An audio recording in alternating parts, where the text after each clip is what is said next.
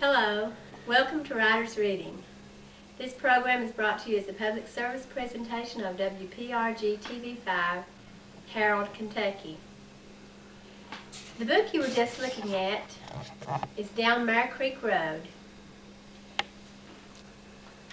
This is my book that I just recently had published by M.F. Song Publications. You might have noticed the name was Ernestine Adkins Collins on the book, but I've remarried since I wrote the book, so now my name is Ernestine Meade. But if you look for the book, it's under the name of Collins, but if you just remember the name, Down Mare Creek Road, you can find it at a lot of stores around, right in this area at Harold, at IGA, and the flower shop just beside IGA, and also down at Brooks Pharmacy. I'd like to read a poem from the book for you today. This is called I Would Listen. You say that you are fine, and so I guess I have to think you are. But how could you be? Your life is falling down around your feet, and when we meet, it is by accident and not design. Friend of mine, hidden near yet far away from me, I came to you in my hour of pain. Now I would listen if you could talk.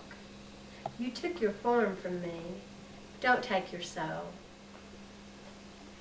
Now that we're talking about poetry, I'd like to make an announcement that I made last month. I'd just like to remind the 7th graders through 12th graders about the poetry contest we're having. This is WPRG and Writers Reading, and it's sponsored by Boyd Coal Company. We have 2 different divisions, 7th through 9th grades and 10th through 12th grades. You can submit a poem of any length on any topic that you want. Just be sure it's your own original poem, and send it to me, Ernestine Meade, at P.O. Box 543, Betsy Lane, Kentucky, 41605. Be sure to put your name, your school's name, and your grade on the entry. It can be handwritten if it's legible. If we can't read it, you're not going to win. But the winners in each county will receive a $50 savings bond, and the runners-up will receive a $25 savings bond. And today I'd like to introduce the man who's responsible for making the donation, Mr. Jerry Boyd. Jerry, welcome to the show. Thank you, ma'am. We certainly appreciate your interest in our young people. Well, that's one of the things that, the most important thing I believe we have in this area is the youth that we have. And the fact that we need more programs like this that encourage them to show the talents that we have here in Eastern Kentucky. And I'm fully behind that. Well, we really appreciate your generosity. Jerry is not only concerned about other people who write, Jerry is a writer himself. And he's here today to tell us a little bit about his own writing. How long have you been writing? I started about 20 years ago, just out of writing in high school. And I let it go dormant for a long time. I didn't do anything. And then I got to teaching a Bible study class, and I was telling all the children to use their talents that they have talents. And that was kind of hit me that here it was for years I had wasted my talents, that I think that I can do some things that all people can. And I started back in a couple years ago, and hopefully the books and the poems and things will mean something to somebody. Well, I'm sure they will. I think it's always important for people to use their talents, because if we don't use them, we lose them, and it's just not right to let something like that go to waste, because other people need to know. Would you like to read something to us today that you've written? I'll try to.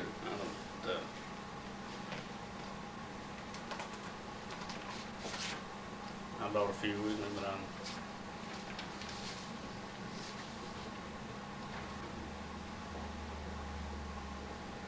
it starts its trip from a mountain scene. In some coal we drill a hole. Some coal is cut from below. We use roof bolts to build a beam.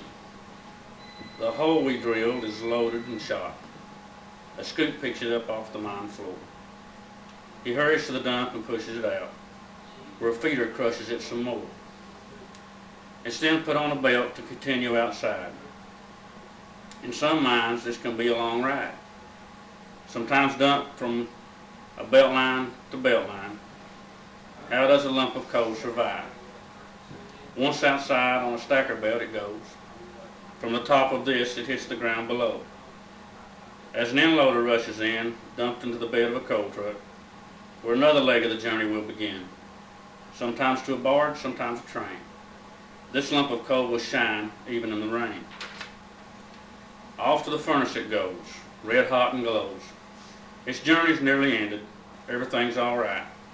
But do we remember, as we turn on the light, where this journey began in a place dark as night?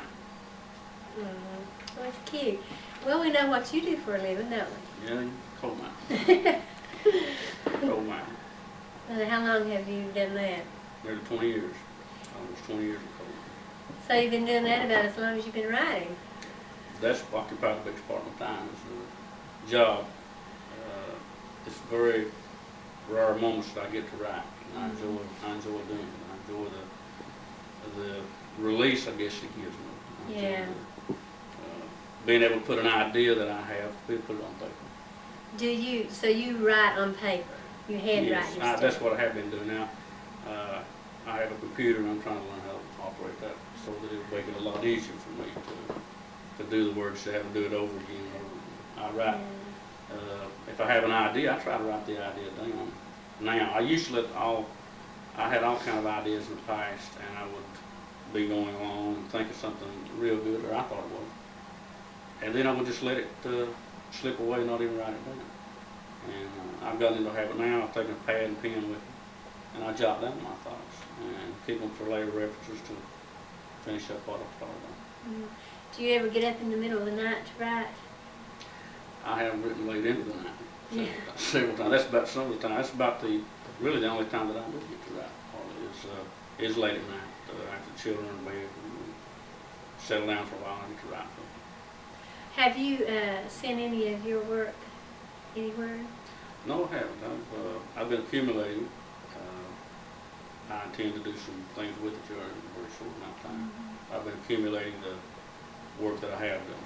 A couple of books. Matter of fact, more than two. I have probably 3 completed and 2 or 3 more in the process of writing. It's just a mistake, I think, of trying to have 3 different stories going at one time. Your train of thought sometimes is off. That's true. But sometimes you have to. I mean, when it's in there, you have to write it down. I have to put it down. It would drive you crazy if you try to keep it in and don't put it down. You said something to me about maybe wanting to start a publishing company here in Eastern Kentucky. Yes, I'd like to. We have, I think, a lot of talented people in this area, and I think that's one way that we can further that talent is to have a publishing company that I would like to be able to sponsor more things that you start here with the education system with children. We'd love to do that. And people that have material that they think is good, bring it in. We go ahead and go through it and try to get it published for them. And have it put out in the Eastern Kentucky, West Virginia, through that area. How far have you come with this? Is this just an idea in your head, or have you started work on it? I have started some paperwork on it, and it's just, I think, a matter of time now that we get everything finalized and get it working. Well, I'd like to be a part of that when you get it going. Anything I can do to help you.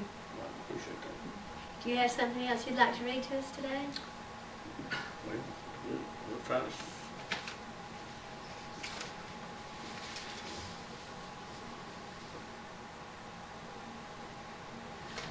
I've got one here. I don't know. It's probably kind of corny in a way, but I'll read it. Okay.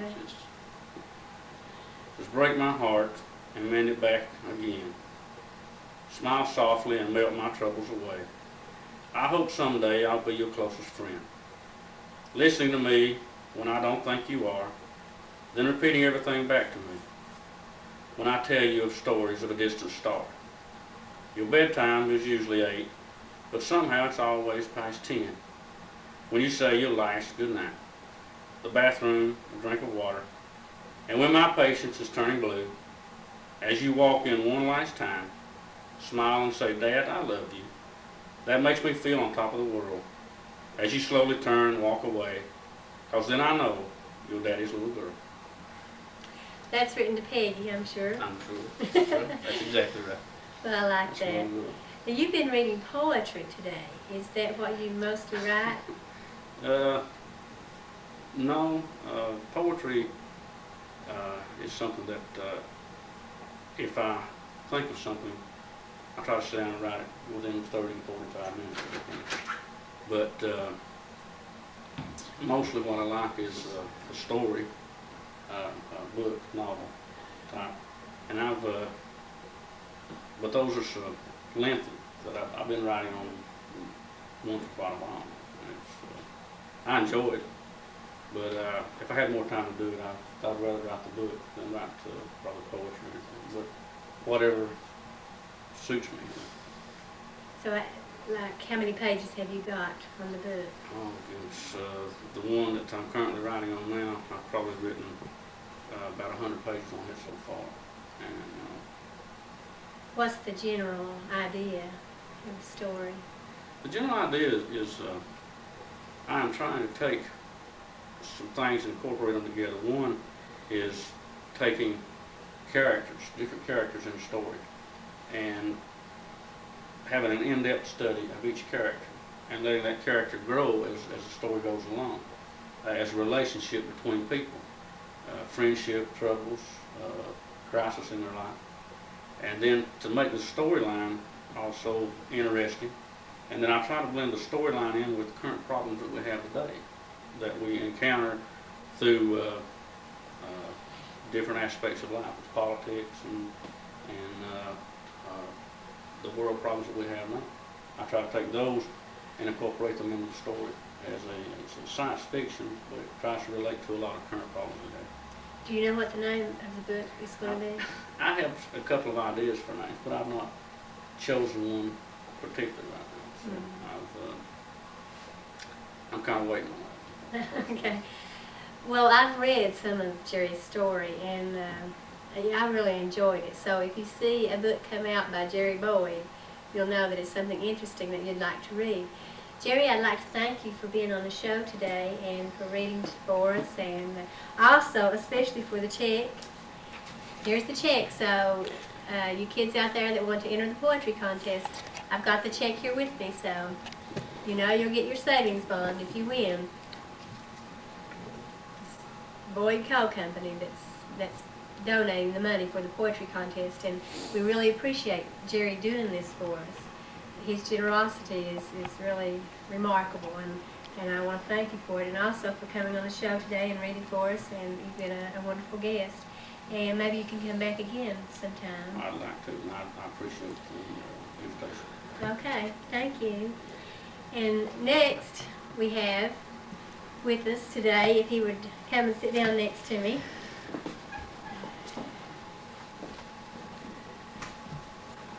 is Mr. Walter Lane. Walter, welcome to the show. Thank you, Ernestine. Now, I've known Walter for quite a while. We went to college together at Pikeville College. Walter, how long have you been writing? I haven't started yet. You haven't started writing? No. Then what are you doing here? I don't know. I kind of got lost, and they was having a meeting, and anytime I can get somewhere to show my face, I show up. Oh. Come on now. You got some books there. I've got some books here. These are magazines which I was published in, and I forgot when. And Quentin Howard would shoot me if he knew that I was on a show and didn't give him credit for publishing me one time. You want me to read? Yeah, well, sure. What have you got? Well, I'll read out of these two first. Some people write poetry that's supposed to have deep symbolism and deep meaning and all that. Well, I never considered myself a poet. I started out as a writer. I wanted to write stories. And what I write is little short stories in poem form. And I have to put my glasses up to see this. Appalachian writer. The English professor was rumored to have been run out of New York. Well, actually New Jersey. An eye for the co-eds, no doubt. 2 weeks after he moved into his Mountain Dream College office, he posted a sign on his door, Certified Appalachian Writer. For $10, he held membership at an Appalachian Writers Conference. He never had to see the creeks, the garbage, the strip mines, nor a genuine mountain man not neutered by the collegiate atmosphere, because he spent his time on campus writing faculty romances with impeccable grammar. 6 months later, the official State Arts Council gave him a $5,000 grant, which he used as a down payment on the Cadillac. The Mountain Dream Writers Group's latest project, protest letters to the official State Arts Council. Well, that's a different kind of poetry than I write. Yeah, and here's Wind. Wind was published in Pike County for a number of years. Quentin Howard has given it up. It was a really respectable magazine and got a lot of mention, even though it was published here. It wasn't a mountain magazine, it wasn't an Appalachian magazine, it was a national magazine. And, well, I'll go on to Appalachian Furniture. You know, Ernestine, I'm getting stage fright. I've spoke before large audiences before, and I didn't get stage fright there, but I've got it now. And the one thing my wife asked me, would the camera show my feet? And you don't have to show my feet, Craig. And when I came in, I got my shoes wet, so I took them off. And I was hoping that the camera wouldn't show my feet, and it isn't. Appalachian Furniture, an imported idea. The professor of Appalachian Studies at Mountain Dream College, to show his interest in traditional Appalachian furniture, constructed the furniture in his house with packing crates. The Appalachian newspaper came and took pictures. The wire service picked up the story, carried it coast to coast. His hillbilly neighbors discussed where he got his ideas. They had never seen such. A youth member of the Route 23 generation explained that's how they used to make furniture in Chicago, where the professor was from. They discussed and finally decided his furniture was to have a traditional Appalachian. After all, Appalachia itself was only invented about 1965, and some professor up in Ohio is still mad because he failed to copyright the name. Cousin Jed spent 2 weeks admiring the professor's furniture. I cleaned out the workshop, and we have a lot of orders from all over the USA. The professor's angry, but he ought to know he could never patent his next-door neighbor's family tradition.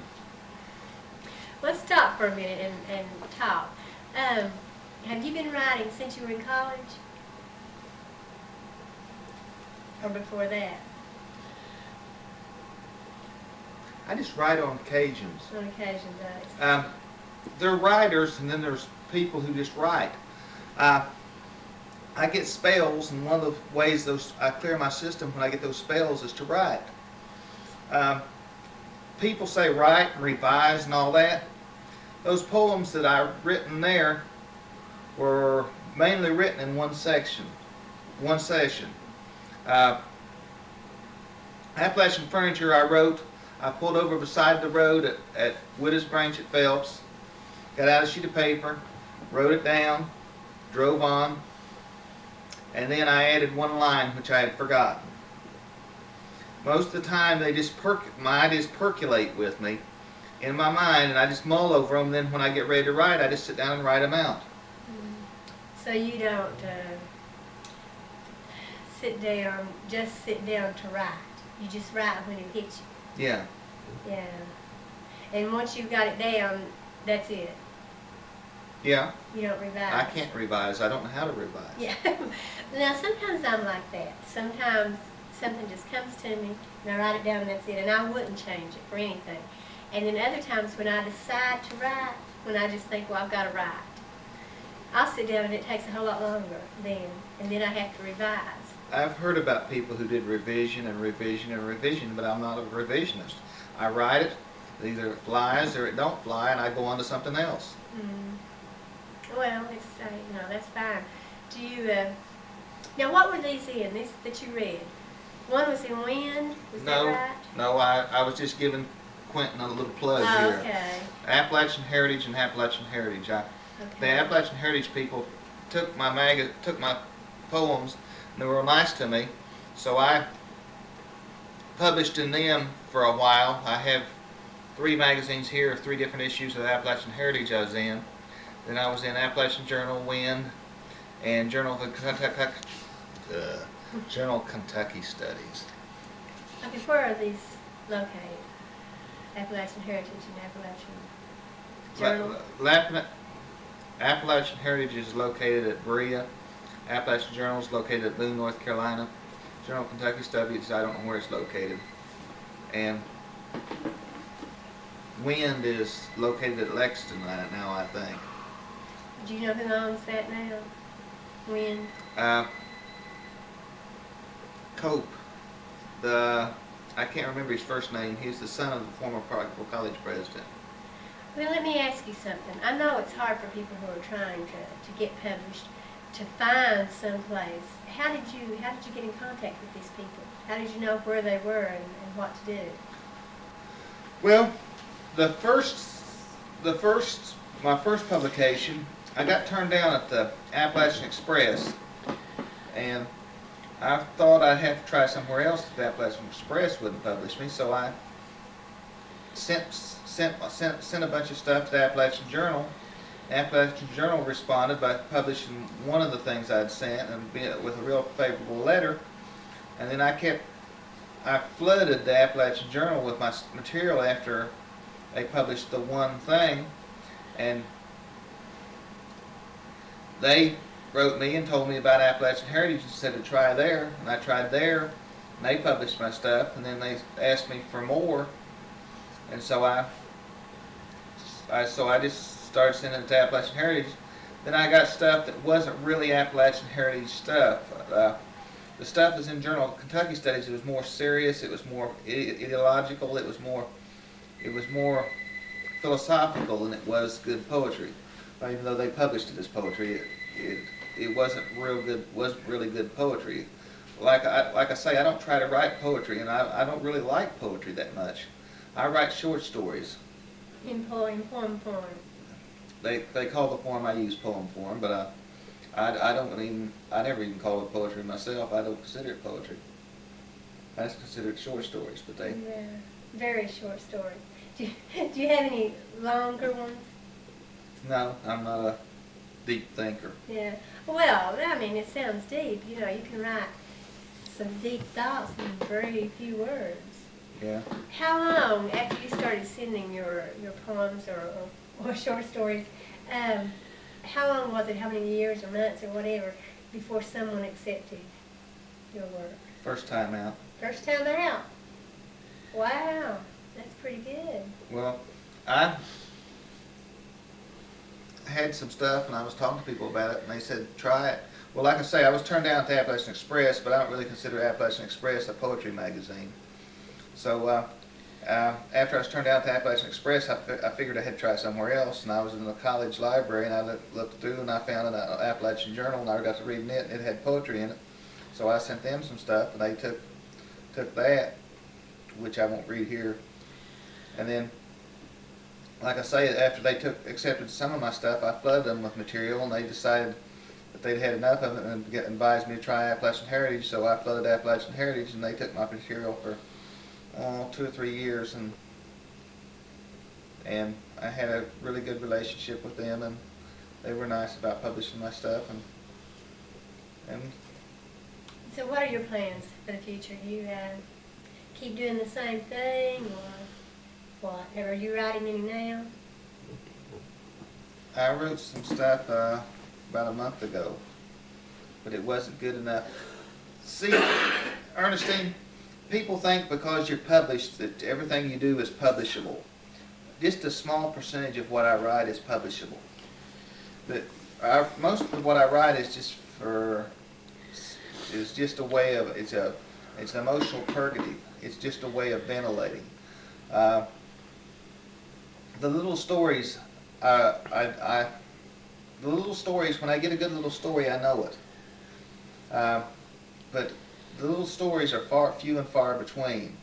I sent an example of my work to Lowman in Virginia.